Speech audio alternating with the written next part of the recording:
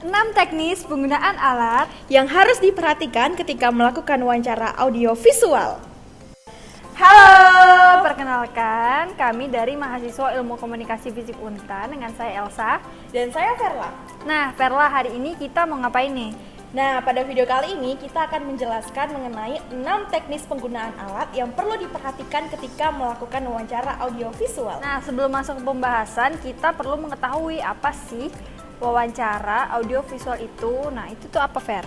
Nah, wawancara audiovisual itu adalah aktivitas percakapan antara dua orang atau lebih yang terdiri dari narasumber dan pewawancara yang menggunakan komponen suara dan komponen gambar. Nah, output dari wawancara audiovisual ini berupa video. Dalam pelaksanaan wawancara audiovisual perlu memperhatikan beberapa hal.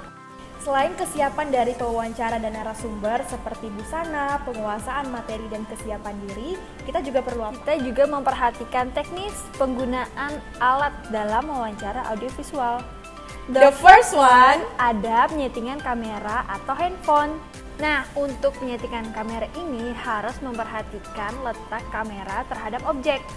Ini berkaitan bahwa kamera tidak terlalu jauh dan tidak terlalu dekat ketika merekam objek. Kemudian perhatikan fokus kamera. Ini buat apa sih? Ini berguna agar video yang dihasilkan itu jernih dan objek dapat terlihat dengan jelas.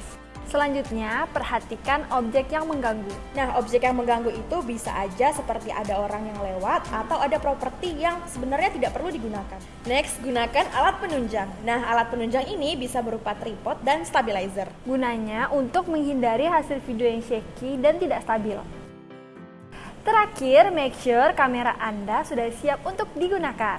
Kedua, ada penyetingan mic.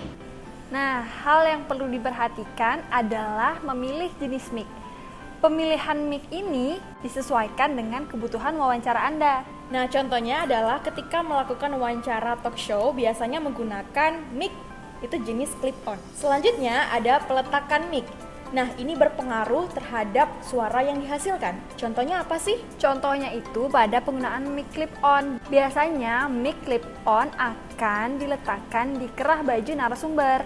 Tujuannya apa? Tujuannya agar letak mic tidak terlalu dekat dan tidak terlalu jauh. Kemudian pastikan juga mic tidak terselip yang kemudian akan mengganggu suara.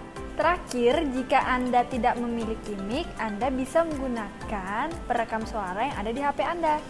Untuk menghasilkan kualitas suara yang maksimal, lebih baik menggunakan mic.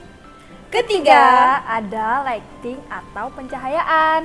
Yang pertama, pastikan pencahayaannya seimbang. Nah, ini berkaitan dengan tingkat pencahayaan yang tidak terlalu gelap dan tidak terlalu terang. Tujuannya adalah supaya objek dapat terlihat jelas dengan pencahayaan yang seimbang. Nah, yang berikutnya, pastikan objek tidak membelakangi lighting. Tujuannya adalah supaya kalian menghindari adanya backlight yang menyebabkan objek menjadi gelap. Keempat, mempersiapkan memory card.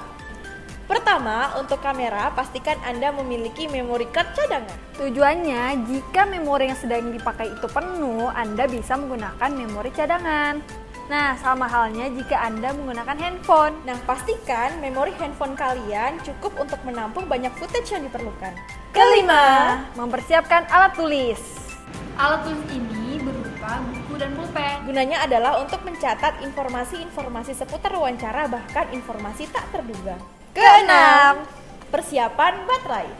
Pertama, pastikan baterai sudah siap di dalam kamera dan lighting sehingga siap untuk digunakan. Untuk penggunaan kamera handphone, pastikan baterai Anda sudah terisi penuh dan membawa power bank untuk berjaga-jaga. Terakhir, Anda tetap harus mempersiapkan baterai cadangan untuk kamera dan lighting. Sehingga jika ada hambatan tidak terduga, Anda bisa mengantisipasinya.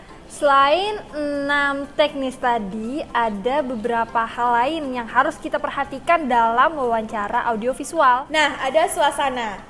Keadaan sekitar tempat melakukan wawancara audiovisual jugalah harus tenang. Pewawancara harus menciptakan suasana yang nyaman bagi narasumber. Ini bertujuan agar kedua belah pihak ketika melakukan wawancara sangat nyaman untuk bertanya jawab.